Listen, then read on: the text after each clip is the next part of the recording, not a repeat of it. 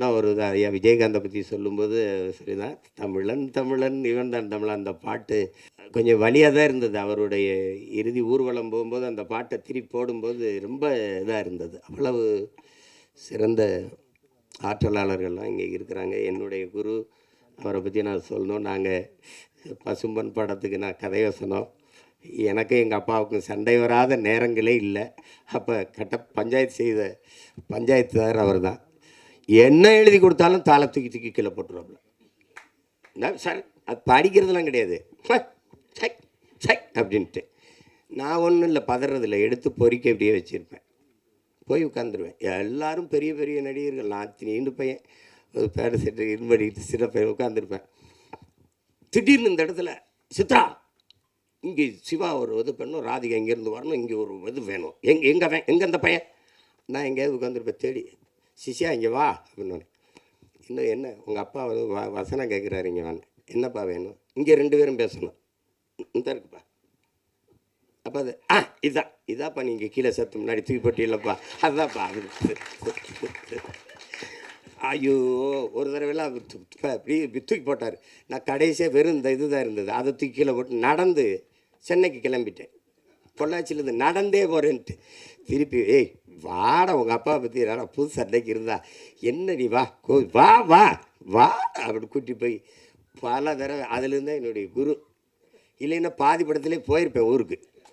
மற்ற போதையெல்லாம் படுத்து தூங்கினா இறங்கிடும். சாதி மத போதை ஏறிச்சுன்னா செத்து பாடையில் போனாலும் ஏறாது. ஏன்னா தனி சுடுகாடு அவனுக்கு. செத்தாலும் ஆறுமுக கவுண்டர் சுப்பிரமணிய நாடாருன்னு எழுதி வைப்பானா இல்லையா கல்லறையில்? செத்தாலும் போகாது.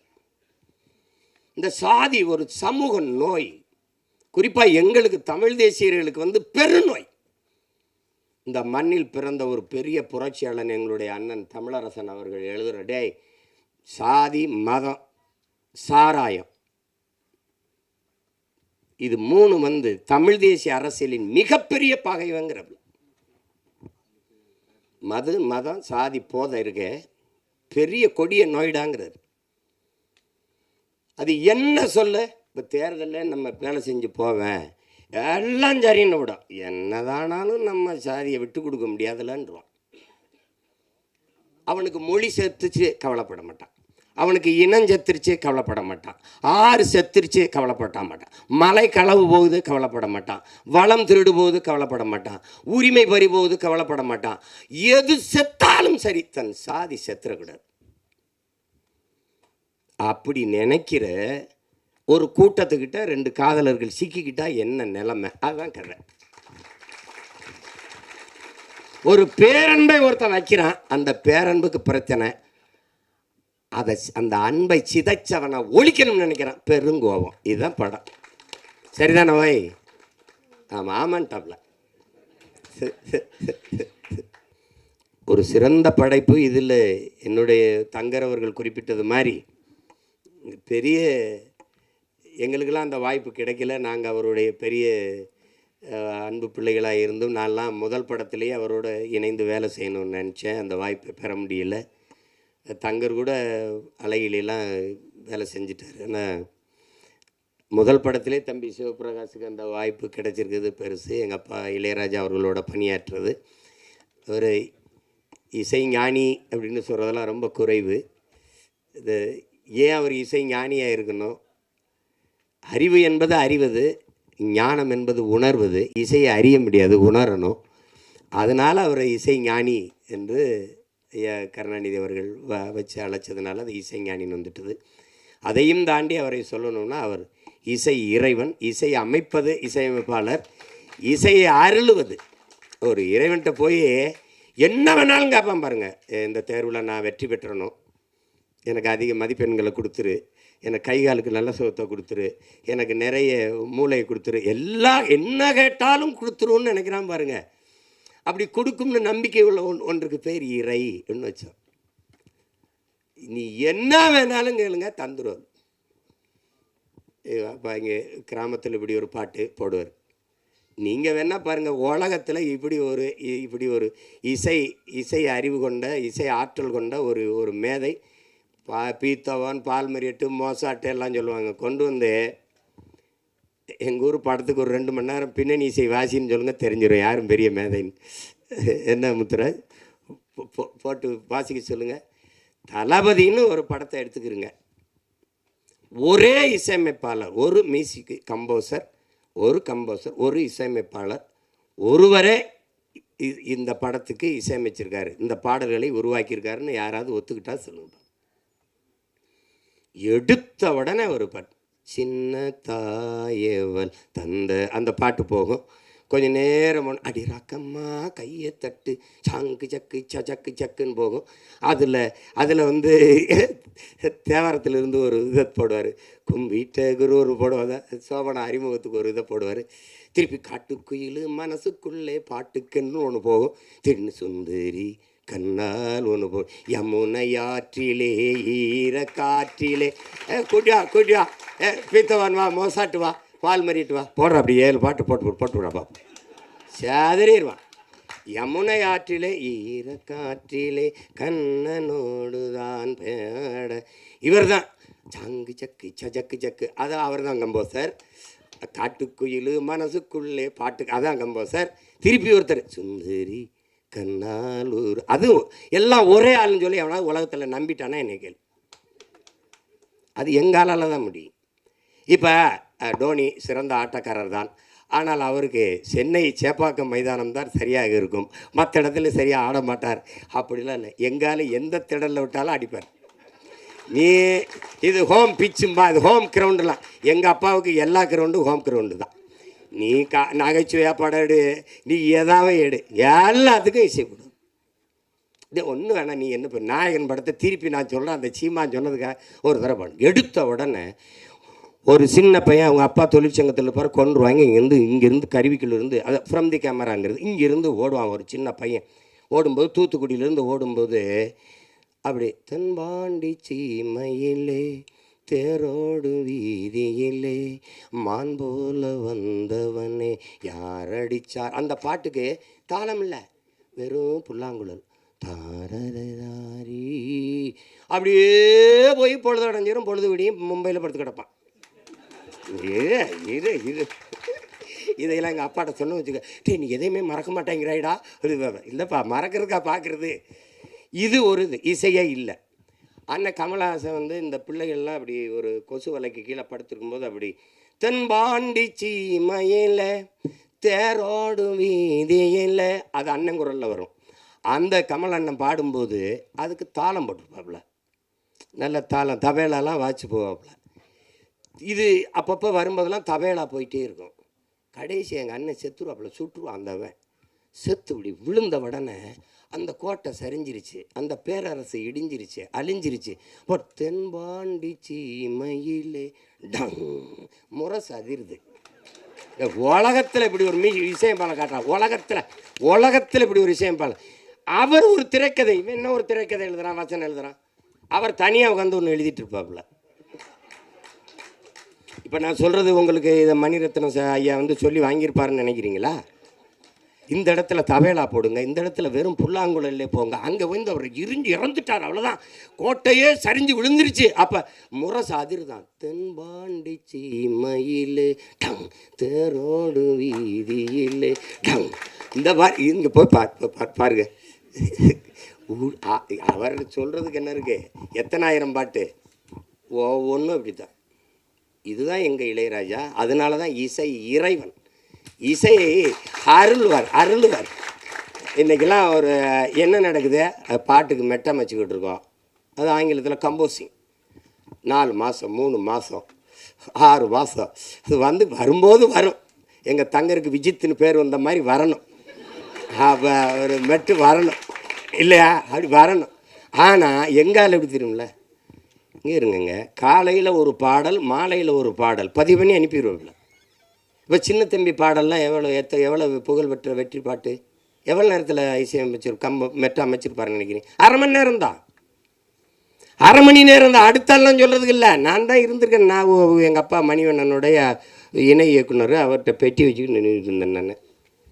அவர் நின்றுக்கிட்டே இருந்தேன், அவர் கண்டுக்கலை. தம்பி அந்த இடத்துல இந்த பாட்டு ஒன்று பாடி கட்டி நில்லடா, அது எப்படி வரும்னு சொல்கிறா, அது சொல்கிறேன் ஐயாட்டா அப்படின்னோடனே அது இன்னும் இவனை பாட சொல்கிறாரு, நான் பெட்டியோடு நிற்கிறேன், நாங்கள் 2 பேரும் தான் போயிருக்கேன். அவர் சொல்கிற என்னது யார், என்னோட எங்கள் அப்பா சொல்கிறார் அசோசியேட் டைரக்டர். நான் ப்ரொடக்ஷன் மேனேஜர் நினச்சேன். அப்படியா, சரி பெட்டி உட்கார் பாடு கேட்டு. நான் ஒரு பாட்டு பாடுறேன், கண்ணில் ஏதோ மின்னல் அடிச்சு. அது எப்படி அந்த இடத்துக்கு சரியாக வரும்? நான் ஒன்று போடுறேன், இரு நான் போடுறேன்.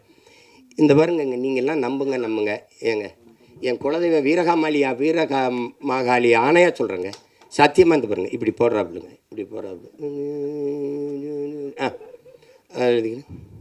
இவ்வளோதாங்க. இந்த கை இங்கே போயிருக்கு, கை இப்படி அமுக்காது. மயில் இறகால வருடுன்னு அப்படி இருக்கும், அப்படி மெதுவாக அப்படி வருடும் அப்படிங்க.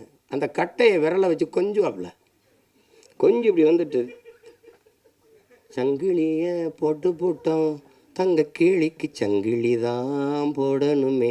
இந்த படத்தில் பூராமே அவர் தான் எழுதியிருக்காரு, பாட்டு பூரா எழுதியிருக்க முடியாது, அப்படியே பாடியிருப்பார். சரிதானே சிவபிராஜ்? அப்படியே பாடுவாருங்க. டாடா டாடடி டாடா டடடா டடிடா டடிடாடா டாடாடாடி டாடாடா தண்டார தந்தார தாரா தன்னனா. அந்த தன்னனால தான் இளையராஜா. இப்போ இங்கே பாருங்க, மாலை நேர பூங்காத்து வீசும் அந்த மாந்தோப்பு உன்னோட உக்காந்து நாம் பேச, அது வரைக்கும் நல்ல இடம்தான். அங்கே ஒரு ஆமுக்கு போட்டுருவாங்க. எப்படி பாருங்க, அவரை ரசிச்சிட்டிங்கன்னு வச்சுக்கிறீங்களா, ஒன்று சோறு தண்ணி ஒன்றும் தான் கிடையாது. எங்களை பெத்த தாய் பாடின தாலாட்டி எவனுக்கு நினைவு இருக்குது இந்த கூட்டத்தில்? ஆனால் 30-40 வருஷமாக ஒரே ஆளோட தாலாட்டி சலிக்கலை, இன்றைக்கும் சலிக்கலை.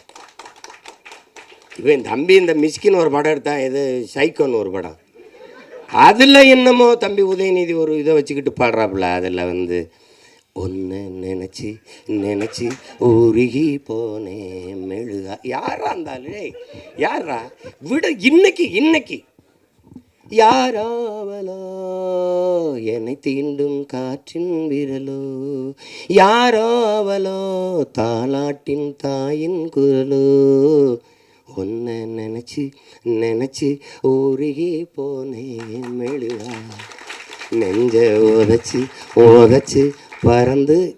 எங்கள் ஆள் பாருங்க, விஜித்துக்கும் போடுவார், விஜித்து பையன் இயக்கம் வந்தாலும் போடுவாப்புல.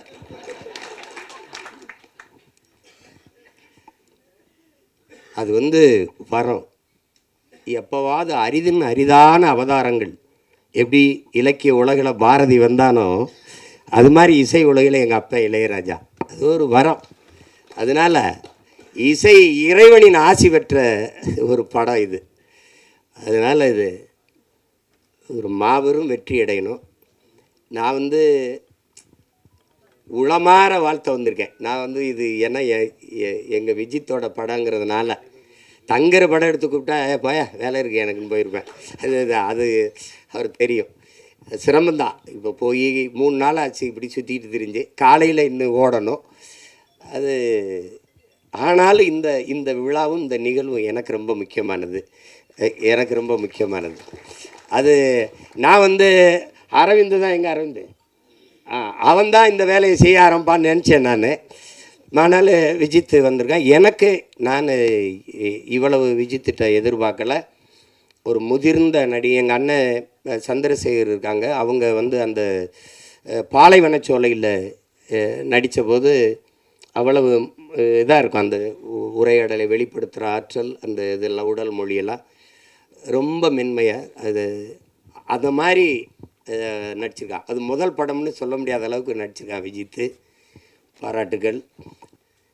நீங்கள் செய்கிற வேலையினுடைய ஆற்றலை பொறுத்தா நீங்கள் நிலைத்திருக்க போறீங்களா இல்லையாங்கிறது நிரூபிக்கப்படுது. இப்போ அண்ணன் சிவகுமாருடைய பிள்ளைகள் தம்பி சூர்யாவும் கார்த்திக் வந்தாங்கன்னா, சிவகுமாரண்ணன் மகன்கள்ங்கிறது ஒரு அறிமுகத்துக்கு சரியாக இருந்தது. தன்னை ஆற்றலால் நிரூபித்தாங்க. அது மாதிரி தான் எங்கள் அப்பா என்ன தான் எஸ்ஏசி அவர்கள் அவனை அறிமுகப்படுத்தலான்னு தம்பி விஜயை தன்னுடைய தனித்த ஆற்றலால் இன்றைக்கி இவ்வளோ பெரிய புகழ்பெற்ற ஒரு இடத்துக்கு வந்திருக்காருன்னா உழைப்பு. எப்படி பார்த்தாலும் உடன் பிறந்தார்களே, வெற்றிக்கு ஒரே ஒரு வாய்ப்பு தான் இருக்குது, கடுமையான உழைப்பு. அதை தவிர எல்லா வேதனைக்கும் ஒரே ஒரு மருந்து தான் சாதனை. சாதனையை எப்படி தொட முடியும்? வெற்றியின் மூலமாக. வெற்றியை எப்படி அடைய முடியும்? கடுமையான உழைப்பின் மூலமாக. அதனால் உழைப்பு உழைப்பு உழைப்பு, அதை தவிர ஒன்றும் கிடையாது. அந்த பேரன்பும் பெருங்கோபத்துக்கு உங்கள் எல்லாருக்கும் எளிய உதாரணம் சேகுவேரா. அவங்களுக்கு தெரியும், கியூபா விடுதலை புரட்சியாளன். பசியோடு இருந்தார்கள் மக்கள், உணவளித்தேன், மனிதாபிமானி என்றார்கள். அது அவனுடைய பேரன்பு. ஏன் இவர்களுக்கு உணவு கிடைக்கவில்லை என்றேன், என்னை கம்யூனிஸ்ட் என்றார்கள் தான். அது மாதிரி அந்த உணவு ஏன் கிடைக்கவில்லை என்ற கேள்வி எழுப்பின கோபம்தான். அது உணவு அளித்தது பெரும் பேரன்பு. அவர்களுக்கு ஏன் உணவு கிடைக்கவில்லை என்று கேள்வி எழுப்பியது பெருங்கோபம். அதுதான் இந்த சமூகத்தை பார்த்து இந்த படம் பல கேள்விகளை எழுப்புது. எத்தனை காலத்துக்குடா இந்த சாதி சனியனை வச்சு எங்களை சாகடிப்பீங்கன்னு அன்பு கொண்ட நெஞ்சங்கள் கெஞ்சுது. அதான் படம். தயவு செய்து படத்தை பார்த்து ஆதரவு கொடுங்க. ஊடகவியலாளர்கள்லாம், ஐயா ரஜினிகாந்த் படம் வந்தால் எப்படி எழுதுவீங்களோ, தம்பி விஜய் படம் வந்தால் எப்படி எழுதுவீங்களோ, அதுபோல் இது படம் புதியவர்களை வரவேற்கணும். அது இல்லைன்னா புதிதான ஒன்று எதுவும் வராது. இப்போ என்னையெல்லாம் தேர்தலில் போட்டியிடுறேன்னு யாரும் சொல்கிறது இல்லை. கருத்து கணிப்பில் கூட இந்த கட்சின்னு ஒன்று இருக்குது, சீமான்னு ஒருத்தர் இருக்கான், அவனும் போட்டி போட போகிறான்னே சொல்கிறதில்ல. அங்கே இருக்குது ஒரு பெரிய தீண்டாமை. அதை ஒழிக்க நான் போராடிட்டு இருக்கேன். இது சமூகத்தில் இருக்க தீண்டாமை ஒழிக்க தம்பி எல்லாம் சேர்ந்து போராடுறாங்க. எல்லாருக்கும் என்னுடைய அன்பும் வாழ்த்துக்களும்.